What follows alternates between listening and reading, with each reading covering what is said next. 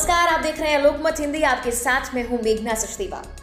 4500 साल पहले बने एक बंदरगाह की कहानी आज हम आपको बताने वाले हैं। ये महज एक बंदरगाह की कहानी नहीं है, बल्कि ये प्राचीन सिंधु घाटी सभ्यता के शहरों में से एक महत्वपूर्ण शहर के उजड़ने और बसने की कहानी है। ये कहानी सुनकर आप चौंक जरूर जाएंगे। पुणे के भंडारकर शोध संस्थान ने एक रिपोर्ट के जरिए इस बंदरगाह शहर और बंदरगाह के बारे में कुछ दिलचस्प बातें साझा की है।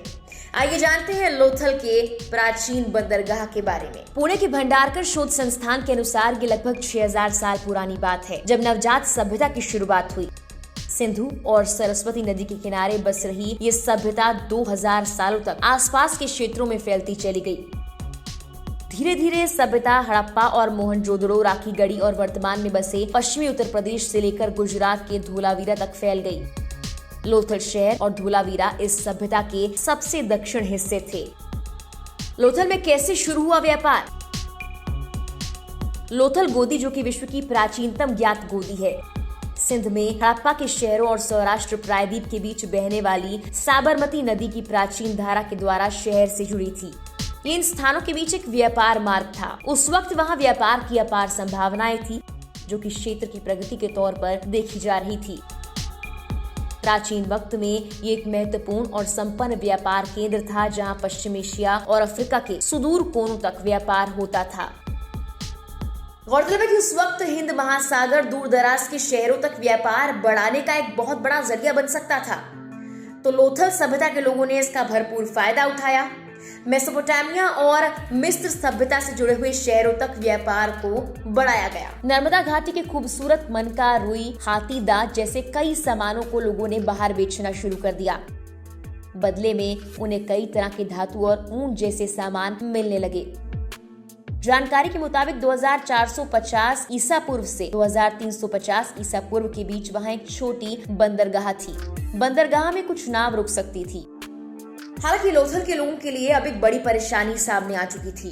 हर कुछ सालों बाद इस बसे बसाए शहर को उजाड़ने के लिए सैलाब आ रहा था, और ये सैलाब एक बार फिर से लोथल को उजाड़ने के लिए काफी था। 2350 ईसा पूर्व का वक्त लोथल के लिए सबसे खराब था। इस बार सैलाब ने लोथल को पूरी तरह से उजाड़ दिया था, लेकिन फिर भी यहाँ के लोगों ने हार न मानी। उन्होंने आपदा में अवसर खोजा। एक बार फिर से लोथल यानी कि बंदरगाह शहर को दोबारा से बनाने की कोशिश की। इस बार इंजीनियर्स ने बंदरगाह का निर्माण पानी से कुछ दूरी पर किया, ताकि तूफान आने के वक्त पर बड़े जहाज यहाँ पर शरण ले सके।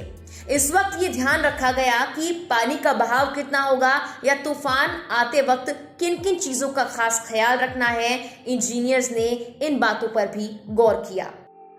भंडारकर प्राच्य शोध संस्थान ने पुरातत्वविद SR राव की खोज का जिक्र किया और बताया कि कैसे प्राचीन भारत और आज के बंदरगाह अलग थे। आज के मुंबई और विशाखापट्टनम के बंदरगाह से भी उनकी तुलना की जाती है। इसके बाद इस बंदरगाह ने लोथल की तस्वीर बदल दी। लगभग 350 सालों तक लोथल एक खुशहाल शहर रहा। 2000 ईसा पूर्व एक तूफान आया। बाढ़ की वजह से भी बंदरगाह को काफी नुकसान पहुंचा। थोड़ी बहुत मरम्मत कर ली गई। हालांकि बाढ़ के चलते नदी का रुख बदल गया और जहाज अब बंदरगाह पर नहीं आ पा रहे थे। लोगों ने फिर भी हार न मानी। दोबारा बंदरगाह के पास एक सुरंग बनाना शुरू किया, ताकि जहाज महासागर से बंदरगाह की ओर आ पाएं। लेकिन बड़े जहाज अब भी बंदरगाह नहीं पहुंच पाए। इस सब का नतीजा ये रहा कि वहां व्यापार कम हो गया और लगातार आ रही बाढ़ ने बार बार शहर को उजाड़ा, जिसकी वजह से धीरे धीरे सब कुछ खत्म हो गया। कैसे हुई थी लोथल की खोज? लोथल की खोज भारतीय पुरातत्व सर्वेक्षण द्वारा की गई थी। ये शहर अहमदाबाद जिले के धोलका तालुका के गांव सरागवाला के पास है। इनमें पुरातत्वविद SR राव की अगुवाई में कई टीमों ने मिलकर लोथल की खोज की। 13 फरवरी 1955 से 19 मई 1960 तक लोथल की खुदाई की गई।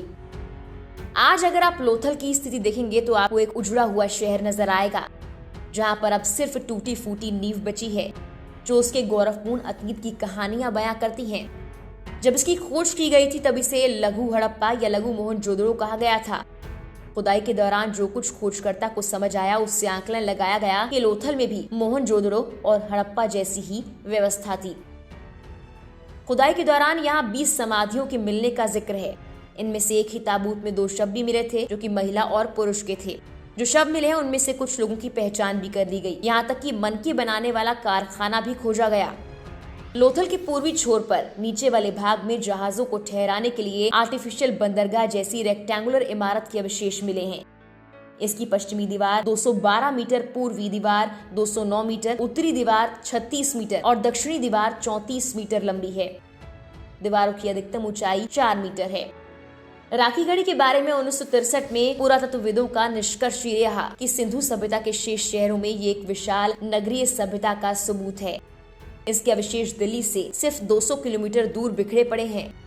भारतीय पुरातत्व सर्वेक्षण ने 1997 में ये उत्खनन शुरू किया। 3 साल तक चलता रहा। इसके बाद इसे हड़प्पा और मोहनजोदड़ो से भी विराट पाया गया। देखिए, लोथल के लोगों के सामने तमाम तरह की चुनौतियां आई, लेकिन उन्होंने डटकर इसका सामना किया।